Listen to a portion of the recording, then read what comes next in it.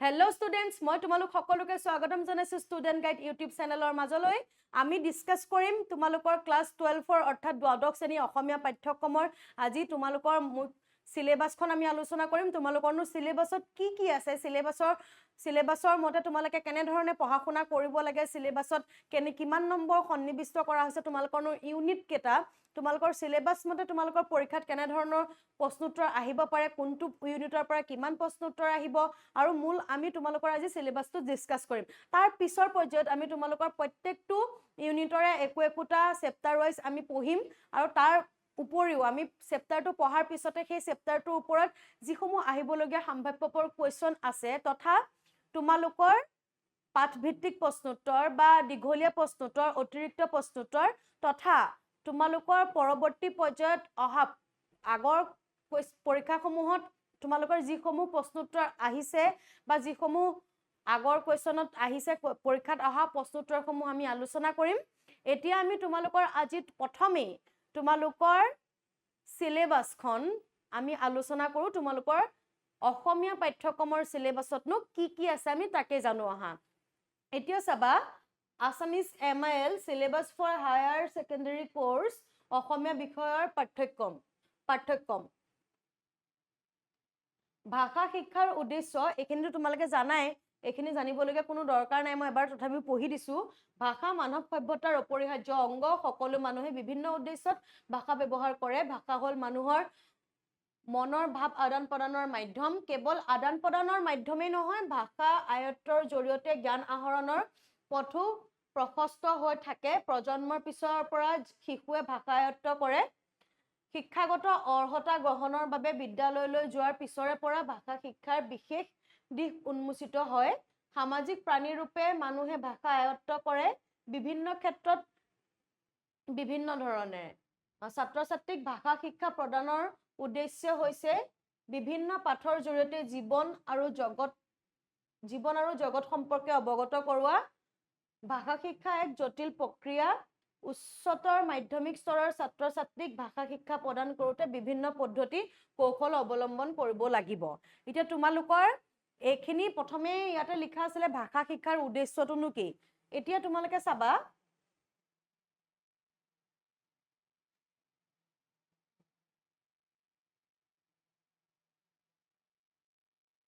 ভাষা শিক্ষাৰ কৌশল ভাষা শিক্ষাৰ ক্ষেত্ৰত কেইবাটাও কৌশল অৱলম্বন কৰা হয় প্ৰধানভাৱে পঠন লিখন শ্ৰৱণ কথন মানে পঠন হৈছে পঢ়িবলগীয়া লিখন হৈছে লিখা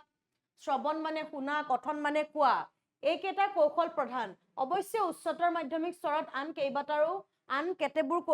কেইবাটাও কৌশলৰ প্ৰতি সজাগ হ'ব লাগিব ইয়াৰ ভিতৰত কথোপকথনৰ কৌশল উচ্চস্তৰীয় লিখন কৌশল টুকা প্ৰস্তুত সাৰাংশ প্ৰস্তুত ব্যাকৰণ জ্ঞান আহৰণ আদি অন্যতম বিশেষ গুৰুত্ব দিবলগীয়া দিশসমূহ হৈছে উচ্চতৰ মাধ্যমিক শিক্ষাৰ স্তৰত পঠন দিশত বিশেষ গুৰুত্ব দিয়া নহয় যদিও ইয়াৰ প্ৰয়োজন আছে তোমালোকক পঢ়াৰ ক্ষেত্ৰত গুৰুত্ব দিয়া নহয় যদিও তোমালোকক ৰিডিং কৰিবলৈ যেতিয়া গুৰুত্ব দিয়া নহয় যদিও কিন্তু ইয়াৰ গুৰুত্ব আছে বুলি ক'ব পাৰি কাৰণ ব্যাকৰণৰ জ্ঞান আয়ত্ত কৰোতে অথবা সঠিক উচ্চাৰণৰ প্ৰতি লক্ষ্য ৰাখোতে পঠন অপৰিহাৰ্য শ্ৰৱণ আৰু কথনৰ দিশতো গুৰুত্ব দিব লাগিব ইয়াৰ লগে লগে অধিক গুৰুত্ব দিবলগীয়া বিষয়টো হ'ল লিখন ব্যাকৰণৰ বিষয়বোৰ প্ৰস্তুত পাঠ সম্বন্ধীয় প্ৰশ্নাৱলী প্ৰস্তুত শ্ৰৱণ আৰু কথনৰ জৰিয়তে কথোপকথনৰ কৌশল আদি আয়ত্ত কৰাটো অতি আৱশ্যকীয়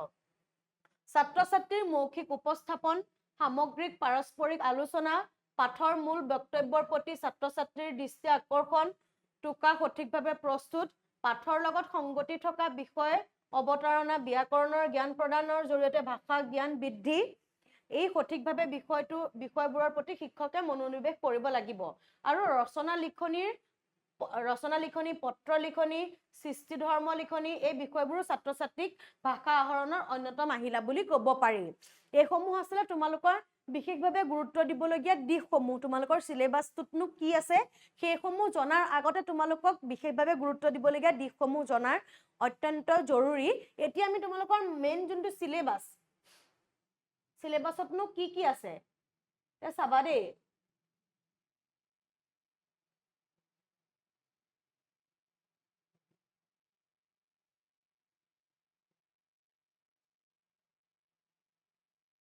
syllabus for HS final year মানে তোমালোকৰ ফাইনেল ইয়াৰৰ যিটো সিলেবাস আছে সিলেবাসটো তোমালোকৰ কি আছে চাবা হা আধুনিক যুগত ৰচিত নিৰ্বাচিত লেখকৰ পাঠ পাঠ্যক্ৰমৰ অন্তৰ্ভুক্ত কৰা ছাত্ৰ ছাত্ৰীয়ে অসমীয়া ভাষা শুদ্ধ ৰূপত শিকিব লিখিব পৰা সহায়ক হ'ব বুলি বিবেচনা কৰি আৱশ্যকীয় ব্যাকৰণ পাঠ্যক্ৰমৰ অন্তৰ্ভুক্ত কৰা হৈছে আৰু লগতে চৰকাৰী নিৰ্দেশন মানি পৰিৱেশ আৰু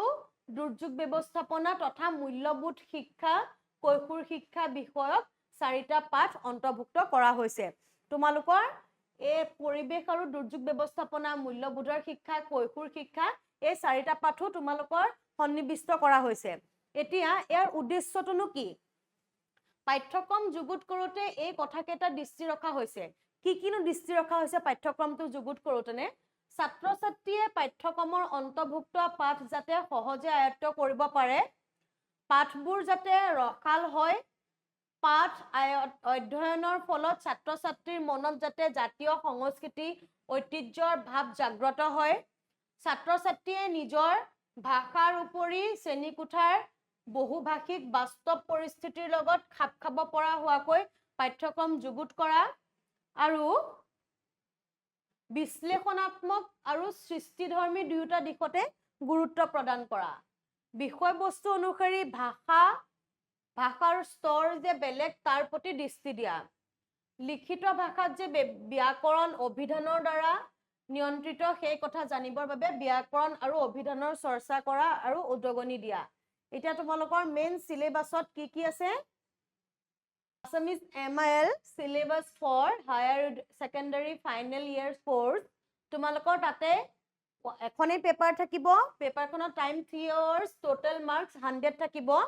unit wise distribution of mark and period to বৰ দৰকাৰ নাই unit wise তোমালোকৰ post থাকিব poetry থাকিব তাৰ পিছত 3 নম্বৰ ইউনিটত থাকিব adolescence of education value of education মূল্যবোধৰ শিক্ষা তথা গ্ৰামাৰ থাকিব 4 নম্বৰ ইউনিটত আৰু 5 নম্বৰ ইউনিটত থাকিব essay writing এটা তোমালোকে চাবা দেই তোমালোকৰ 1 নম্বৰ ইউনিটত মানে প্ৰবন্ধৰ যোনখিনি আছে প্ৰবন্ধত তোমালোকৰ কিমান মাৰ্কস থাকিব 35 মাৰ্কস তোমালোকৰ যি ফাৰ্স্ট ইউনিটটোত আছে ইউনিটটোত 35 মাৰ্কস তাৰ পিছত পোয়েট্ৰি মানে কবিতাৰ সেকশনত তোমালোকৰ থাকিব 25 মাৰ্কস adolescence of educationত থাকিব 10 মাৰ্কস আৰু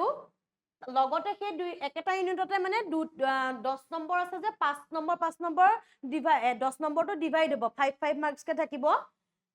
আৰু তাৰ পিছত তোমালোকৰ গ্ৰামাৰ সেকশনত থাকিব 20 নম্বৰ সবতকে চাবা দেই এটা ইউনিটতে 20 নম্বৰ আছে তাকো গ্ৰামাৰ সেকশনত আৰু এছে ৰাইটিং তোমালোকৰ এখনেই লিখিবলৈ আহিব সেই এখনত থাকিব 10 নম্বৰ তোমালোকৰ সৰ্বোচ্চ নম্বৰ ক'ত আহিব এছে ৰাইটিং খনত আহিব কিয় জানানে এছে ৰাইটিং এখনেই লিখিবলৈ আহিব সেই এখনতে তোমালোকৰ 10 নম্বৰ আহিব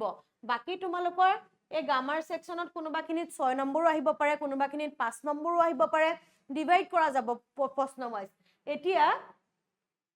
আমি মূল পাঠ্যক্ৰমতনো কি বিষয় আছে সেইখিনি চাও হা ইউনিট গিটাত তোমালোকৰ কিনো আছে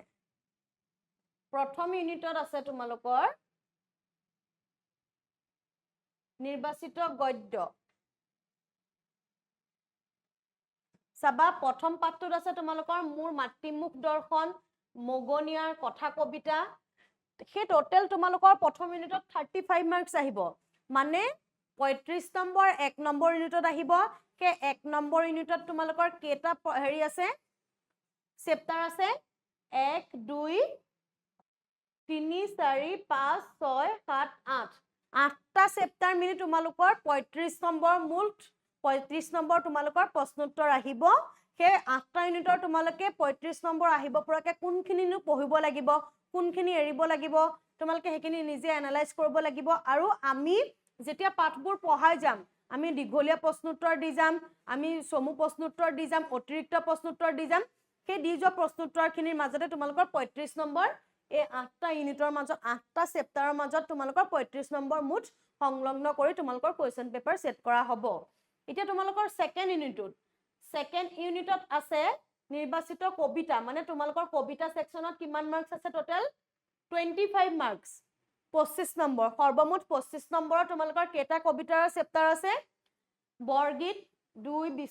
বিশ্বখনিকৰ 3 মিলন 4 জনতাৰ আহ্বান 5 কাঠমিস্ত্ৰীৰ ঘৰ 6 আগুনৰ কুঁৱলী 7 উভতি নহাৰ কবিতা 8 কৰুণতম এতিয়া তোমালোকৰ এই 25 নম্বৰ সৰ্বমুঠ এইকেইটা চেপ্টাৰৰ মাজৰ টোটেল 25 নম্বৰ তোমালোকৰ কোৱেশ্চন পেপাৰত বা পৰীক্ষাত সেই 25 নম্বৰ তোমালোকৰ ইয়াৰ মাজৰ পৰা আহিব এটা তাৰ পিছত আমি চাম 3 নম্বৰ ইউনিটত আছে মূল্যবোধৰ শিক্ষা কৈশোৰ কাল আৰু ইয়াৰ উপযোগী এতিয়া মূল্যবোধৰ শিক্ষা আৰু কৈশোৰ কাল আৰু ইয়াৰ উপযোগীৰ মাজত কেই নম্বৰ তোমালোকৰ প্ৰশ্নোত্তৰ হেৰি আহিব বুলি তোমালোকৰ লিখা আছে টোটেল 10 নম্বৰ ডিভাইড কৰা আছে 10 নম্বৰে এটা ইউনিটৰে দুটা আছে যেহেতু দুটা আছে চেপ্টাৰ তোমালোকে 5 কে ডিভাইড কৰি ল'ব পাৰা মানে 10ক তোমালোকে ডিভাইড কৰি দিলে 5 হৈ যাব এটা ইউনিটত 5 নম্বৰ আহিব এটা ইউনিটত 5 নম্বৰ আহিব বুলি তোমালোকে ভাবিব পাৰা আৰু তোমালোকৰ তাৰ 4 নম্বৰ ইউনিটত কি আছে গ্ৰামাৰত কি আছে অসমীয়া ভাষাৰ ব্যাকৰণ বিভক্তি আহিব বিভক্তিৰ পিছত তোমালোকৰ কি থাকিব ক্ৰিয়া বিভক্তি আৰু নাম বিভক্তি তোমালোকৰ ক্ৰিয়া বিভক্তিনো কি নাম বিভক্তিনো কি সেইকেইটা আহিব আৰু প্ৰত্যয় আহিব প্ৰত্যয়ত কি আছে কৃত প্ৰত্যয় তদ্ধিত প্ৰত্যয় জতুৱা ঠাঁচ এইকেইটা মিলি তোমালোকৰ টোটেল 20 নম্বৰ আহিব গ্ৰামাৰ সেকশনত 20 নম্বৰ আমি গ্ৰামাৰ সেকশনো আলোচনা কৰিম পাঠসমূহ যেতিয়া আমি ডিসকাস কৰিম তোমালোকৰ 1 নম্বৰ ইউনিটত মানে তোমালোকৰ পাঠ ভিত্তিক যোনটো পাঠ আছে 1 নম্বৰ ইউনিটৰ পৰা এটা পাঠ আমি আলোচনা কৰিম তাৰ নেক্সট ডে আমি কবিতা সেকশনৰ পৰা এটা কবিতা আলোচনা কৰিম একেলগতে আমি দুইটা ইউনিটে আগবঢ়াই নিবলৈ চেষ্টা কৰিম আমি শেষৰ ফাললে তোমালোকৰ ইউনিট 3 আৰু ইউনিট 4 টো আমি ডিসকাস কৰিম কাৰণ শেষৰ ফাললে তোমালোকৰ মূল্যবোধৰ শিক্ষা আৰু কৈশোৰ কাল ইয়াৰ উপযোগী আমি পাঠখিনি ডিসকাস কৰিম প্ৰথমে আমি ইউনিট 1 আৰু ইউনিট 2 সকলোৱে একেলগতে আগুৱাই নিম কাৰণ ইউনিট 1 আৰু ইউনিট 2 আমি যদি এটা পিছত এটা প্ৰথমে ইউনিট 1 টো পঢ়ি যদি দ্বিতীয়তে আমি ইউনিট 2 টো পঢ়ো তোমালোকৰ ইন্টাৰেষ্টিং নালাগিব সেই কাৰণে আমি প্ৰথমে ইউনিট 1 ৰ প্ৰথম চেপ্টাৰটো পঢ়িলো ঠিক তেনে ধৰণে ইউনিট 2 ৰ আমি প্ৰথম চেপ্টাৰৰ তোমালোকৰ কবিতাটো পঢ়িবলৈ চেষ্টা কৰিম আকৌ আমি ইউনিট 1 ৰ পৰা সেকেন্ড টো চেপ্টাৰ পঢ়িম আকৌ ইউনিট 2 ৰ পৰা সেকেন্ড টো চেপ্টাৰ পঢ়িম তেনেকৈ দুইটা সেমিস্টাৰ তোমালোকৰ দুইটা ইউনিট আমি আগুৱাই নিবলৈ চেষ্টা কৰিম এতিয়া তোমালোকৰ গ্ৰামাৰ সেকশনত থাকিব টোটাল 20 নম্বৰ গ্ৰামাৰ সেকশনত 20 নম্বৰ থকাৰ পিছতে তোমালোকৰ শেষলৈ কি আছে ৰচনা তোমালোকৰ ইউনিট 5 ত তোমালোকৰ এছে ৰাইটিংত তোমালোকৰ কি আহিব পাৰে টোটাল মাৰ্কস আছে 10 নম্বৰ সেই 10 নম্বৰৰ ভিতৰত তোমালোকে এখনেই তোমালোকৰ ৰচনা লিখিবলৈ আহিব সেই লিখিবলৈ অহা ৰচনাখন তোমালোকে 10 নম্বৰৰ কাৰণে ধুনীয়াকৈ লিখিব লাগিব আমি দি দিম আগৰ তোমালোকৰ কোৱেশ্চন পেপাৰখিনিত যিসমূহ ৰচনা আহি আছে সচৰাচৰ বা তোমালোকৰ সিলেবাছত অন্তৰ্ভুক্ত হৈ থকা যিসমূহ ৰচনা আমি গোটেইখিনি ডিসকাস কৰিম তাৰ মাজতে কিন্তু তোমালোকৰ লিখিবলৈ আহিব টোটাল 4খন ৰচনা দিব 4খনৰ মাজত তোমালোকে এখন ৰচনা লিখিব লাগিব সেই এখন ৰচনা তোমালোকে 10 নম্বৰৰ কাৰণে লিখিব লাগিব গোটেই তোমালোকৰ পৰীক্ষাত আহিবলগীয়া প্ৰশ্নোত্তৰৰ সকলোতকৈ ডাঙৰ মানে সকলোতকৈ নম্বৰ সৰ্বাধিক অহা প্ৰশ্নটোৱে কিন্তু তোমালোকৰ ৰচনাত আহিব ৰচনাত সৰ্বমুঠ 10 নম্বৰৰ বাবে লিখিবলৈ আহিব বাকি কিন্তু কোনো কোৱেশ্চনত 10 নম্বৰৰ কাৰণে লিখিবলৈ নাহে কোনোবা তাত 8ৰ কাৰণে লিখিবলৈ আহিব পাৰে কোনোবা তাত 6ৰ কাৰণে লিখিবলৈ আহিব পাৰে কোনোবাত 5ৰ কাৰণে লিখিবলৈ আহিব পাৰে কিন্তু তোমালোকৰ শেষৰ ইউনিটটোৰ পৰা এটা কোৱেশ্চনে আহিব হেতু কোৱেশ্চনতে তোমালোকে এখনে ৰচনা লিখিবলৈ আহিব সেই ৰচনাখনে তোমালোকৰ 10 নম্বৰৰ থাকিব সৰ্বাধিক নম্বৰ ৰচনাতে থাকিব সেই কাৰণে তোমালোকে ৰচনাসমূহ যেতিয়া পঢ়িবা ৰচনা লিখাৰনো পদ্ধতি কি ৰচনা কেনেকৈ লিখে সেইসমূহৰ ওপৰত আমি ক্লাছ দিম সেইসমূহ তোমালোকে লিখিবলৈ যত্ন কৰিবা বা জানিবলৈ যত্ন কৰিবা আৰু ৰচনা তোমালোকে যিমান পাৰা সিমান পঢ়িবলৈ চেষ্টা কৰিবা আমি দিয়াৰ উপৰিও যিসমূহ আগতে আহিছে আগৰ পৰীক্ষাত যিসমূহ আহিছে তোমালোকৰ এছএছ ফাইনেল যোনে দিছে তোমালোকৰ সিনিয়ৰে হওক বা তোমালোকৰ স্কুলৰে সিনিয়ৰ তোমালোকৰ টিউচনৰে সিনিয়ৰ হওক তেওঁলোকৰ পৰা প্ৰশ্ন কাকতসমূহ তোমালোকে কালেক্ট কৰিবা আমি যদিও দিম আমি দিয়াৰ উপৰিও তোমালোকে তোমালোকৰ ফালৰ পৰা প্ৰশ্ন কাকতসমূহ কালেক্ট কৰিবা কালেক্ট কৰাৰ পিছত তোমালোকে চাবা যে আগৰ কোৱেশ্চন পেপাৰ সমূহত কেনেকুৱা ধৰণৰ ৰচনা আহিছে কেনেকুৱা ধৰণৰ সচৰাচৰ ৰচনা ক্ৰমান্বয়ে আহি আছে সেইবিলাকৰ ওপৰত ডিসকাশন কৰি পেলাই তোমালোকে কেইখনমান ৰচনা তোমালোকে নিজে পঢ়িব লাগিব আৰু ৰচনা লিখাৰ মূল পদ্ধতিটো জানিলে তোমালোকে কিছুমান নজনা ৰচনাও তোমালোকে লিখিবলৈ পাৰিবা বুলি মই ভাবো কাৰণ ৰচনা লিখাৰ নিৰ্দিষ্ট পদ্ধতি আছে নিৰ্দিষ্ট বৈশিষ্ট্য আছে সেই বৈশিষ্ট্যসমূহৰ ওপৰত আমি ক্লাছ দিম তোমালোকে চিন্তা কৰিব নালাগে এইখিনি আছিলে তোমালোকৰ সিলেবাসৰ ডিসকাশন তোমালোকৰনো ক্লাছ 12 অৰ্থাৎ দ্বাদশ শ্ৰেণীত তোমালোকৰ সিলেবাসত কি আছিলে আৰু সিলেবাস ওয়াইজ তোমালোকে কিমান নম্বৰ তোমালোকৰ ডিভাইড কৰা আছে এটা ইউনিটত সেইখিনি আমি আলোচনা কৰিলো ইয়াৰ পিছত আমি তোমালোকৰ ইউনিট 1 টো আমি আলোচনা কৰিম ইউনিট 1 ৰ প্ৰথমটো পাঠ আমি আলোচনা কৰিম আলোচনা কৰাৰ পিছ মুহূৰ্ততে আমি তোমালোকৰ পিছৰ ক্লাছত সেই পাঠটোৰ লগত সংগতি ৰাখি পেলাই কোৱেশ্চন প্ৰশ্নোত্তৰসমূহ আমি আলোচনা কৰিম তাৰ পিছত আমি তোমালোকৰ ইউনিট 2 ৰ ক্ৰমাগতভাৱে আমি আগুৱাই নিবলৈ চেষ্টা কৰিম ষ্টুডেন্ট গাইড ইউটিউব চেনেলটো চাই থকাৰ বাবে তোমালোক সকলোকে ধন্যবাদ জনাইছো